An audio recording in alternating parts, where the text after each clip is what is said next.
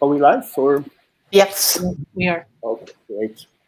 So good morning or evening, everyone, and welcome to the panel from Dartmouth to Singularity, where we will explore artificial intelligence in art history. My name is George Buck. I'm an art advisor specialized in generative photography and digital art. I would like to shortly introduce my panelists before we start with the discussions. Let me start with the artist, Lynn Hirschman-Leeson. It's a great pleasure to have you with us. Thank you for inviting me.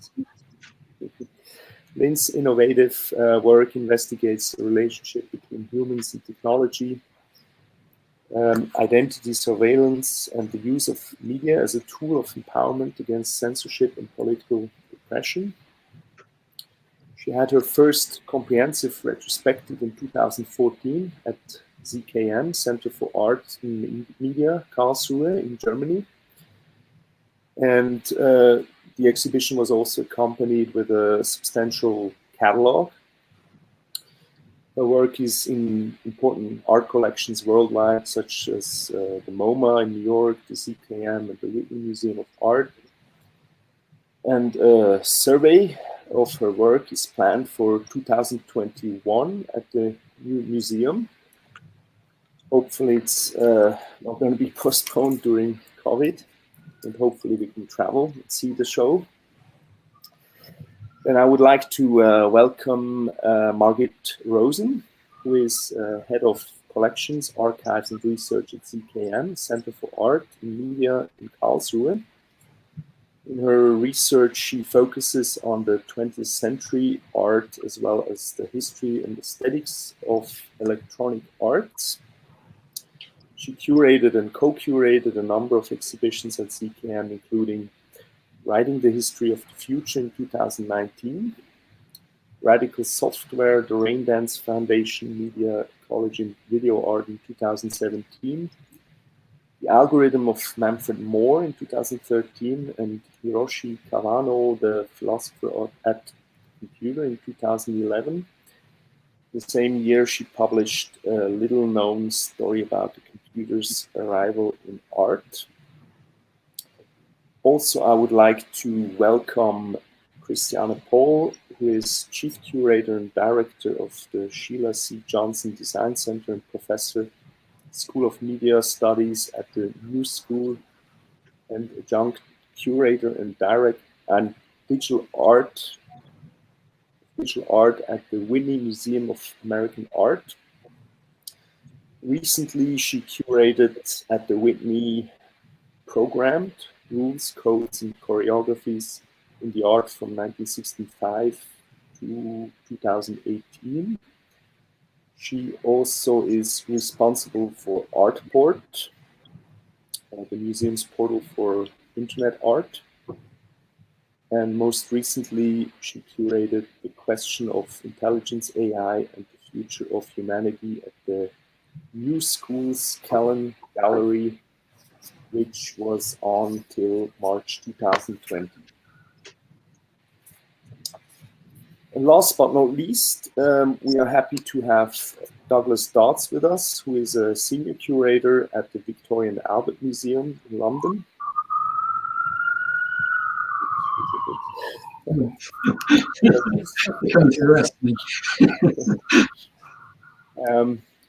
Douglas is responsible for expanding the V&A's internationally important collection of early computer-generated art.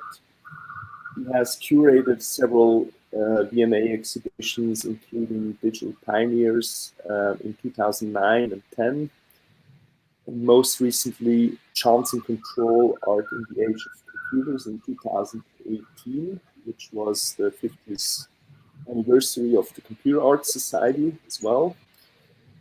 He also leads a project to digitize the museum's prints, drawings, and paintings collection.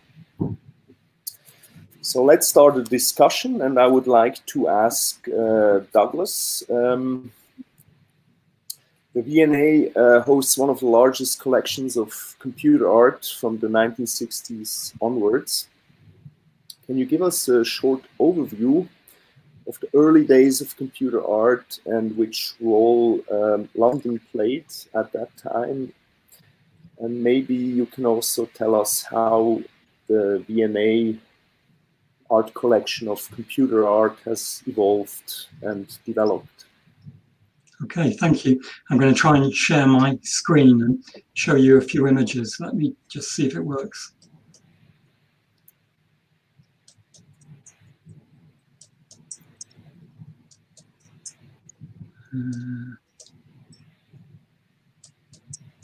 How's that? Can you see that? Yeah. Excellent, good. Anyway, I wanted to start with this image really of an exhibition which took place at the Institute of Contemporary Arts in London in 1968. There were a number of quite significant exhibitions in the 60s relating to the history of digital art, but this is certainly one of them. It was curated by Yasha Reichardt, and it was seen as being very influential to many artists who went on to operate in the area of what was then called computer art. I'm showing you various sort of installation shots from that exhibition, which ranged from robots to kinetic sculpture to works on paper. But actually, it was also the cause for the V&A getting involved in collecting in this area. Astonishingly, we collected our first computer-generated images as long ago as 1969. These are 2 of 7 prints that were produced in relation to the Cybernetic Serendipity exhibition. On the left, one by Chuck Suzuri called Random War, which was essentially an anti-war statement in 1968. And on the right, an image by William Fetter and colleagues at Boeing, who were basically designing the cockpit for their next aeroplane. So the V&A at the time, like most institutions, wasn't really interested in computers in relation to art and design. In fact, many of the curators, like lots of other people in the art world, didn't really want to engage with it at all. So there was a bit of a discussion about whether we should even have these things in our collection, but we did. So these are some of the very first computer-generated images to enter our museum, at least. As Georg mentioned just there, I organised an exhibition called Chance and Control, Art in the Age of Computers, a year or 2 ago now. And essentially that was to mark the 50th anniversary of the Cybernetic Serendipity exhibition. I'm showing you a few bits of ephemera from the exhibition now, including, incidentally, the very first issue of London's Time Out magazine, which happened to have an image from the Cybernetic Serendipity show on its front cover. They thought it was very countercultural, whereas in fact it was one of the images that could be argued to be linked with the defense industry in the States. This is another shot of the exhibition, showing a few works in the background there by Michael Knoll, Georg Nies and Frida Narka. Some of the ephemera in the foreground, but just to contextualize this a bit, the room next door has got images on the walls which are actually paintings by the British artist John Constable. So here are these early digital artists sort of entering that same world as, if you like, the traditional art world. The Chance and Control exhibition included many works. I'm showing you just a few here. One by Georg Nies on the left, Frida Narka in the middle, Michael Knoll on the right. We might come back to some of these people later on. But, this is another work by Frida, one of a series of 4 early plotter drawings, unusually in colour, which I think is a particularly beautiful example of the work that they were capable of producing at the time. The exhibition, though, was only really one of a number of things that were going on in the late 60s. In the US, there was Bell Labs, where Michael Knoll was working. And there was also this initiative called Experiments in Art and Technology, with people like Robert Rauschenberg involved. As Georg said though earlier on, one of the things that happened as a result of that Cybernetic Serendipity exhibition was the founding of an organization called the Computer Arts Society, CAS, founded in London in late 1968, early 1969. And really the purpose of CAS was to share information among artists, among programmers who were interested in the aesthetic aspects of all of this. The V&A went on to collect a number of other works by people like Vera Molnar, Manfred Moore. But in, I suppose, the context of this discussion today, one of the more interesting early artists in our collection, I think, is Harold Cohen, a British-born artist who was very famous as a painter, but went to the US in the late 1960s, to California, and essentially never came back to Britain. He discovered computer programming and famously went on to develop his own computer program called Aeron. And Aeron was one of the very earliest attempts to engage with artificial intelligence and art. And Cohen spent his entire life from then on developing this program, trying to encapsulate everything that he knew about art making. That's a very quick overview of things. Georg. Well, thank you a lot. Also, thank you for sharing with us some of these historical photographs of the important exhibitions at that time. Certainly, this was a very short overview. There were a lot of things happening there. Maybe I would like to move on with another question, which is addressed to Christiane. When we are specifically looking at AI in the history of art, how would you define the term of AI, and what typologies or typologies fall under it, and which moments or technological developments throughout the history of AI would you consider as important milestones? Thanks so much for the question, Georg. I'm also going to share my screen very quickly. And I hope it is live and visible now. If you could just briefly let me know. Yep. Yes. In order to answer your question, I actually want to get started with the more technological side of AI and its narrow definition as a system, algorithmic system that takes on tasks that usually would be handled by human intelligence. The term AI was officially coined in the 1950s at Dartmouth, but of course you can trace the history much, much earlier to the work of Alan Turing. We have so far seen 2 AI winters, and I would say we're in an AI summer again right now. And we're familiar with those landmarks of Deep Blue beating Gary Kasparov and others. Without getting into too much detail, I want to make one major distinction between different forms of AI throughout history. So the first version, so to speak, of AI was more symbolic, and that is the encoding of logic in so-called expert systems. But we have now moved into a very different phase, a more probabilistic programming based on machine learning and big data. And that is where we find ourselves at this point. So since AI has really begun to infiltrate so many aspects of life, many artists have also paid increasing attention to AI and explored it from various angles. Particularly in the past 3 years, we have seen a lot of exhibition. The Ars Electronica Festival in 2017 was devoted to artificial intelligence. There was AI More Than Human at the Barbican, a show called Entangled Realities at the House of Electronic Arts in Basel in Switzerland.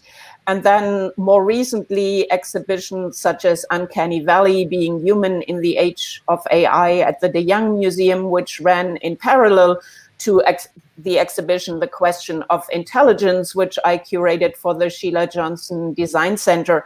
And that show also incorporated some more historical work. So coming to the part of your question about landmarks in AI, I'm going to start where we just left off with Harold Cohen's Aaron, once again developed starting in the late 1960s. Aaron first was more representational in the drawings that the system would do. You see various exhibition moments here, and then became more and more abstract. And this is the version we showed at the Sheila Johnson Design Center.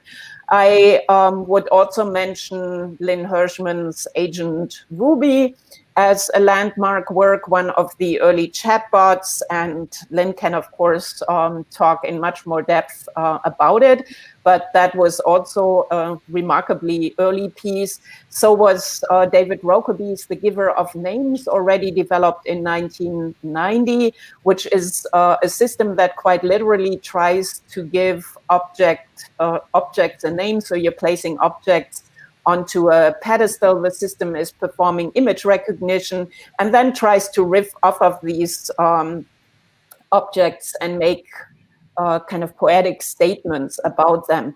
Very often forgotten is Rebecca Allen's Bush Soul, also a landmark piece, an interactive generative AI installation that created life forms. I think this is particularly relevant when it comes to the work of younger artists such as Ian Cheng working in AI. So you can draw a direct line here. And I also just quickly want to mention the works by Ken Feingold. So this is kind of a fusion of robotics and early expert systems in these kind of sculptures he developed that actually have conversations with you or each other. More recently, younger artists are picking up on some of these earlier experimentations. So I think Stephanie Dinkins, Natu, not the only one, is remarkable for really bringing attention to the fact that many of the relevant data sets are neglected in current AI. So this work is an AI that is just based on a very restricted data set, and that is the history of one family. And in conclusion, what we're seeing a lot of exploration in and experimentation with are so-called GANs, generative adversarial networks, to the point where the term GANism has been coined for this type of work. So GANs are basically trained on an image set, then are tasked with something and have a discriminator working against them in order to determine if that kind of product that is being created or image that is being created makes it to the standard of real or reaches its goal. And in closing, I just want to mention one example of that, Mary Flanagan's Grace AI, in which the artist trained an AI on female painters only and then tasked the system with doing a portrait of Frankenstein.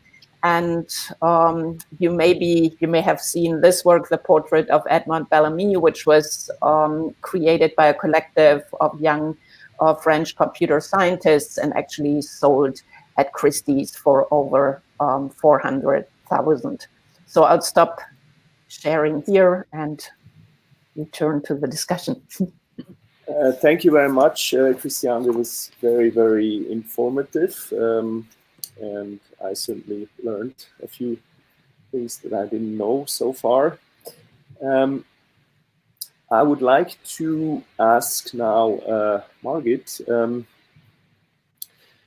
some of the early computer art was enabled through corporations between artists and big tech companies such as Siemens, Bell Labs, and Boeing. We have also heard from Douglas. How would you compare the situation from the time in the 60s to our time, where there's certainly a lot more tech companies and which probably are also more affiliated with art? I think you have to turn on your... Now I'm back. Thanks for the question.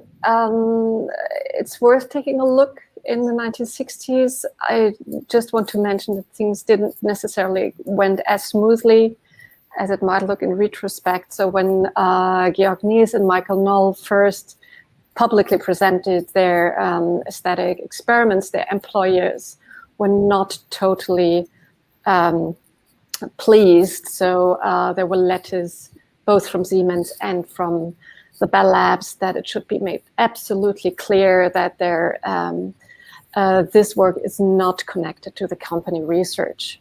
Of course, the story of the Bell Labs and the art completely is much more complex. But what you could say that is the companies, after first hesitation in the 1960s, discovered that they could use artists for their image, and they let them do what they wanted to do and use them for advertising purposes. But you asked about to compare the preconditions of artists.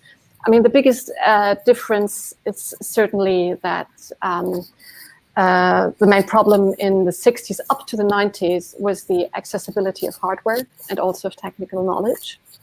And today, of course, hardware is cheap. Technical skills are also much easier to acquire. However, if we talk about AI and machine learning, suddenly artists need very expensive hardware again. I just wanted to mention that. But compared to the last century, the paradigm of accessibility is not longer very relevant.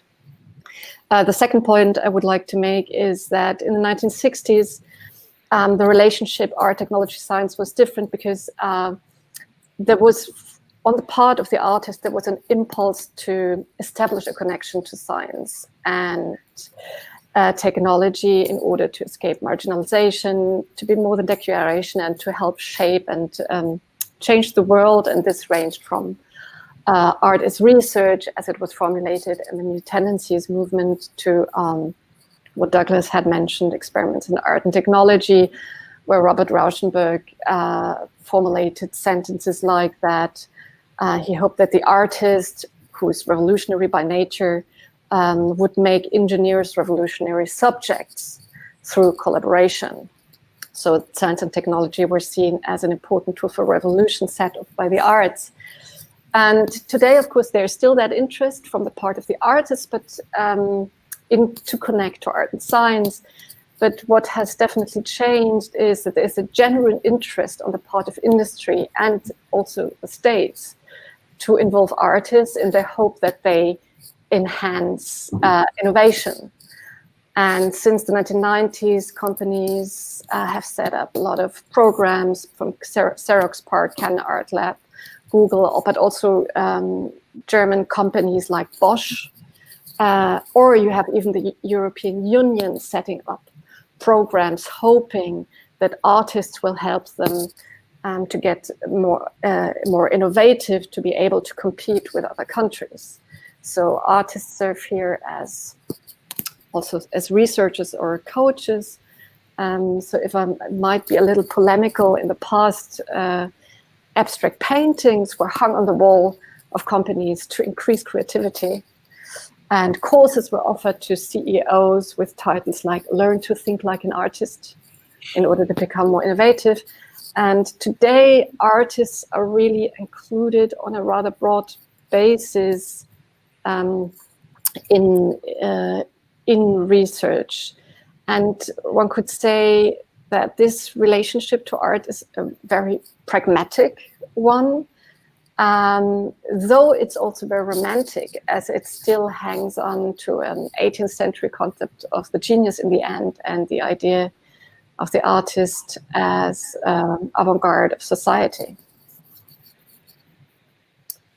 Well, thank you. I think it would be certainly very interesting to do a research about our time and which companies are working with artists and how that works.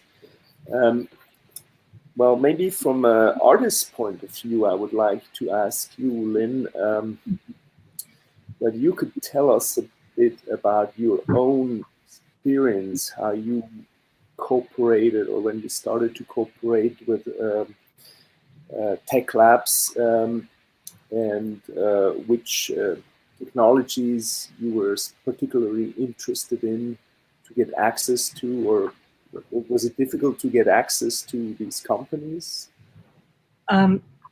Yes, it was. I think if you could put the slides up that you have there. Yeah. But it was difficult to get access to companies, but I lived in the Bay Area, and there were a lot of unemployed programmers. And, you know, they say if you live in LA, you breathe scripts. Well, if you live in the Bay Area, you breathe technology and you breathe access to it. But since we're talking about artificial intelligence in this panel, I'm going to start with part 2 of a trilogy of a film I made. I'm going to be making part 3 next year. In part 2, I wanted to do something that was an expanded cinema. And in that, I wanted to create there's a character that had a Lonely Hearts column in the film. And I wanted to create something on your computer so that when you left the linear version of the film, you could still talk to the character. That is how this project developed. Can we go to the next slide? Yeah, and this is Agent Ruby, and you are able to type to this this project. Now, nobody understood really that this was AI, and what I did was I put a call out online, and we eventually got 18 programmers from all over the world, and worked for 3 years in order to create this agentrubies.net, in which you could talk to her online. And in fact, when we showed the film, she was able to jump onto Palm Pilots of the audience that was there, and you could leave the theater and actually have conversations with her. She's now in the San Francisco Museum of Modern Art, and she's the most visited artwork that exists there. And in 2013, they made books out of what existed at that time, and they had to cull that from 80 tons of information that people were writing to her all the time. So that this project it was live all the time, which I didn't even realize at the time. And while we worked very hard to do this, I was living just 20 minutes away from Richard Wallace, who was simultaneously making his Alice spot. And we finished both kind of at the same time. And we merged together because we're going to make a company called Botmobile, which was AI for mobile phones, which was, we have all the papers for that company, but we just continue to go on to other projects. So let's go to the next one. Yeah, so this is how it works a little bit, and then you see the books being read as people are talking to Agent Ruby, but you can just go to agentruby.net and talk to her at any point. Next slide. So another project I did, because I haven't done many with companies, but I started at actually Civic Radar, the CKM show, to think about a genetics lab, and they were the first iteration of it, which has continued actually till today. And I did significant amount of research for this project, and in 2018, I was able to work with Twist Biology, which was suggested by George Church because his lab was too expensive. And Twist Biology was able to put one of my films and all of my research on genetics and programming into DNA itself. So I thought this was the perfect conclusion to a decade plus research into the idea of programming the DNA, is to actually create something that represents all of your history as a 1-inch invisible vial that will last for 1 million years. And let's go to the next slide. And then this is the Lynn-Hersman antibody, and this happened when I was working with Novartis, when I showed in Basel, since pharmaceuticals was a major element of Basel, and I was able to work with the head researcher of antibodies. And the reason I made this antibody was because I think that antibodies go into the cultural body and find ways to cure and heal it. And I thought that was kind of what artists did, that artists were the antibodies of culture in the general sense. So I was really thrilled that we were able to do this project. Both this and the DNA could not have been done even 6 months before we did it. It was right at the cutting edge of this possibility. The Lynn Hirschman antibody is useless because it binds with anything. And we also did a Roberta antibody, which was very successful because it wouldn't bind with anything. And it's being used right now in China for cancer research. So let's go to the next one. This is a diffusion element of the antibody being born. Next slide. Yeah, this is a drawing for the antibody. Next, yeah, another one. We go to the next one. And this is how it was displayed. It's inside of a lab door that's locked with kind of the spiritual Eve Klein blue on it, so that it's there, but you can't actually access it. It's really, kind of a reference to the immortality and spirit that we have that's also invisible. So next slide. Thomas Huber, who was the scientist at Novartis, decided to continue to work together, and we started to think about what we needed to investigate. And one of the things that came up was the plastic and contaminants in water, and we were able. Thomas found them and set up a meeting, and we're able to work collaboratively with the Weiss Institute at Harvard in a project that they're doing. In fact, it's being constructed this week. We'll have it done next week, and it's an aquapulse system.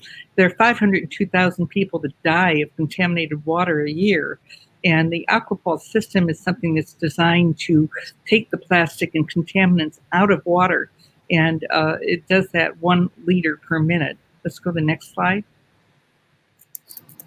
I think there's one more. Yeah. These are how it's going to look with the etchings on plastic, and then LED lights that ignite the images of the water women. The next slide, I think, yeah. So again, these are the dynamics of how the aquapulse system works, and it's a small portable system. But the way we've done it with the installation is, there are pulsating lights that go through the water to take the plastic out, which reminded me of Metropolis and the woman in there that was converted. So that's why, in part, we have these water women on top of these, or as part of the essence of the installation. And I think there's one more, maybe, or 2 more. And one of the things that we found, we could go to the next one. Is this the last one?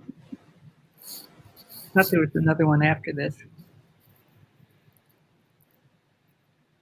Is there another slide? Looks like it's the last one, I think. Well, we found that nature also wants to, we have to go to the next one, that nature also wants to cure the planet and help it to survive,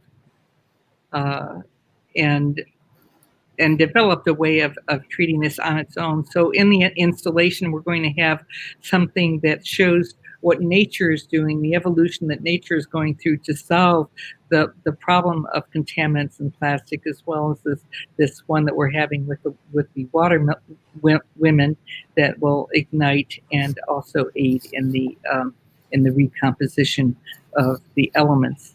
And so a lot of the work that I've been doing in the last couple of years has been done on the molecular level, and we're just about to start, as I say, the third part of my trilogy, and we'll be working a lot with multi-platform and machine learning elements, and also virtual sets, which were actually patented in my first film, Conceiving Ada. I'm sorry that the other slides aren't coming through, but they were there. Well, thanks a lot. It was very interesting, and I'm sure we will see some of your new works in your upcoming show, which I'm very much looking forward to. And I've seen you showing ZKM as well, which was very, very interesting. Unfortunately, time is running a little bit limited, but there is another question from the audience, which I would like to address to my panelists. Someone is asking, I'm wondering how you see this history becoming more widely recognized in the current digital art space, which often exists outside of the traditional art institutions. I think it's so important to remember this history. So does anybody want to comment this question? Yeah, let me jump in because I actually have to leave soon to another panel. And I'm sure Margaret also and Douglas have a lot to say about this. I would actually flip this question around a little bit because I would argue that this history has been recognized within the digital art space. ZKM has done numerous shows that have worked on that history. And you have seen in the galleries many shows of the pioneers. Where it hasn't happened enough, I would say, is in the traditional art institutions, and we need more integration here. So the programmed exhibition that I did at the Whitney was also a step in that direction. And I would say in the past decade, we have seen more and more shows that have been devoted to proto-digital art, such as the Zero Group. They had a big exhibition at the Guggenheim Museum. And particularly in 2018, we had shows such as Artists and Robots at the Grand Palais in Paris, Coder le Monde, Coding the World at the Centre Pompidou. Well, once again, ZKM has done many shows along those lines before, but I think it's now slowly happening in more traditional art institutions. But certainly a lot more work has to be done. And it's also important to integrate this more into art historical curricula and not only within digital media programs. Thank you for your comments. I totally agree. And I think I've seen also a lot of exhibitions lately on new technology or the history of digital art. It's really a growing interest there. Maybe Margit, what is your opinion as a head of one of the collections, which is really done an amazing job in the last 2 decades? I don't know. I mean, we are very happy that it's not only ZKM paying attention to this art field, because you have to have alliances to really make this known to a broader public. What I can see that in the last 15 years, there has been an increasing amount of scholarship in this field about the history, and finally also some kind of art criticism in the field. Even in journals like Art Forum have emerged, who said 60 years ago that they could never imagine ever doing a special issue on electronic art or computer art. But I think what is really important also is what's missing. This is an art form which is very difficult to be experienced from books and from photographs.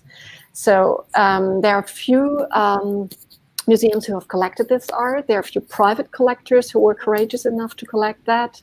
And more people have to buy, keep, maintain this art, show it to the public, that you can visit again, that you can write about it.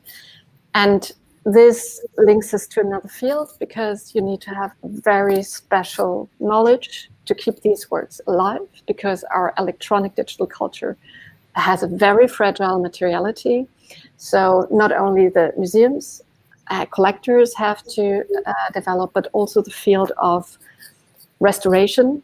But if you look what the Tate does, Guggenheim, MoMA, what we do, you see that also for the last 10 years, a lot of people writing, publishing, developing, and also young people specializing in the field. So I'm very optimistic. Thank you very much. Any other comments to close up this discussion? Because I think I agree with everything that Margaret's just said, but for me, one of the ironies of this is that for the very early works, which were produced with computers, but only really survive as physical things, physical objects, works on paper, we're in the position now where we're basically trying to take digitally created things that were output to paper back into the digital world again so that people can see them online. So we have an online catalogue at the V&A that lists pretty much all the things that we have in our collection. You know, we have something like 2,000 works on paper now that were created with computers, and people can go and look at them. But as Margaret says, you're looking at something that's a surrogate of a surrogate for the thing that was, you know, originally a digital program that created the image. But I do think that if there's any side effect of the pandemic, that it's made us aware of how vital it is to rethink how exhibitions are shown and to make sure that there is this other window of access, which I think will become increasingly important and will become its own, it have its own sensibility eventually as the way to view these works. Mm-hmm. Okay, well, thank you very much, all the panelists. It was a very vibrant, a short but very interesting discussion about a lot of important topics. We could probably discuss a few more hours. And thank you for your precious time.